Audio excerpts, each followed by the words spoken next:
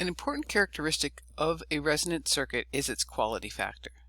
The quality factor indicates the sharpness of the response curve. So here we have a voltage versus magnitude of voltage versus frequency chart. So the sharpness means how steep it is, or the steepness of the curve.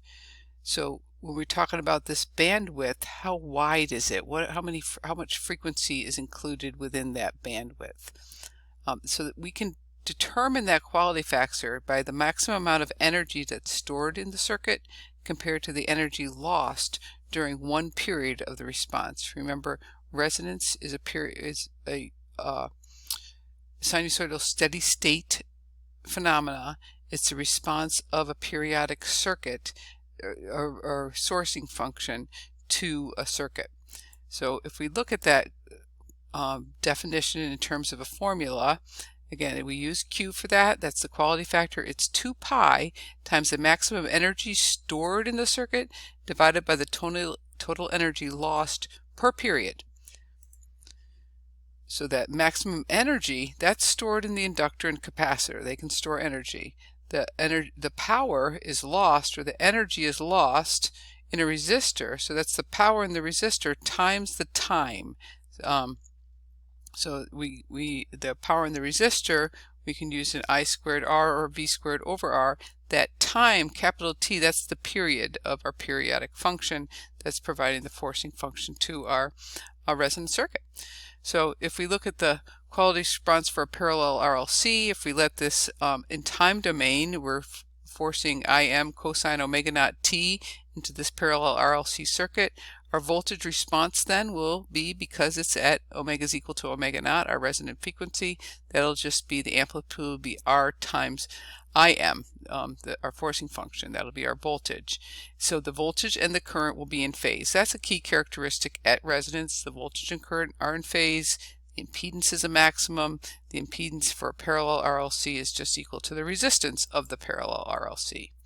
So if we look at the energy stored in the capacitor, our formula for that, 1/2 CV squared, or in this case, it's going to be our V is our Im squared R squared times C, but we do the 1/2 factor, and we have to square the cosine function as well. If we look at the energy stored in the inductor, that's our 1/2 Li squared, IL squared.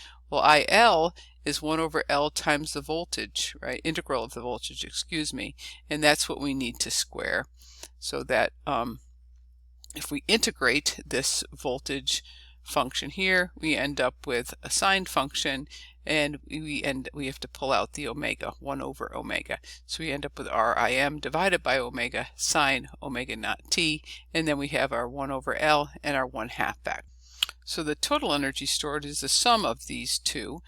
We can pull out of this, here we have a sine squared, R squared, Im squared, and we have the 1/2, but what we'll have is an omega naught squared. So we end up with a sine squared plus a cosine squared. When we get that, that's equal to 1. So we need to take this omega naught, and we need to convert that to our 1 over square root of LC. When we do that, we see that we have the same coefficient sitting in front of both our sine squared and our cosine squared function. When we add them, sine squared plus cosine squared is equal to 1. So we just end up with this our Im squared R squared C over 2. That's the total energy stored, the instantaneous stored energy. It's a constant. It's a maximum at resonant frequency. It's not changing with frequency. We squared these sine and cosine. When we sum that, that became 1. So that's key, and it's important that our maximum energy is a constant and a maximum at resonant frequency. If we want to find the average power lost in the resistor in one period, we could use our Im squared R, since all the current at resonance is flowing through the resistor. So we can, our Im squared times R, we have to multiply that by the period. Period is 1 over frequency, and we use frequency subscript naught because that's the frequency at resonance. So we've talked about our frequency at resonance in terms of radian frequency. This is the cyclical frequency at resonance. So we need to, if we want to talk about our Q naught being omega naught R squared, omega naught is 2 pi times F naught. So if we plug that back into our equation here, or our formula for quality factor at resonance, we get, our IM squareds cancel, this R cancels, we just end up with an R. The 2's are going to cancel, they're both divided by 2, so those will cancel. We end up with the C, and our F naught gets pulled up to the numerator, but we have this 2 pi here, so that's the 2 pi F naught. RC is our omega naught RC. So a parallel RLC at resonance has a quality factor of omega naught times RC. That's handy. RC comes in frequently with our parallel RLC circuit. If we want to look at other forms of that quality factor, we can substitute in for omega naught. Omega naught is 1 over the square root of LC. 1 over the square root of LC. Then we convert that to our R times C divided by L. We can also state that in terms of the this is what the reactance of the capacitor. And this is an important way to be able to state that, so we'll be able to use this later. But the reactance of the capacitor, that X of C, so that's our R divided by the magnitude of it. So we drop the J, so it's just equal to 1 over omega naught C. So clearly then that's equal to omega naught RC. So when we're talking about the reactance, we're talking about the magnitude of the reactance, because actually XC is equal to negative 1 over omega naught C, and ZC is equal to JXC, if you recall.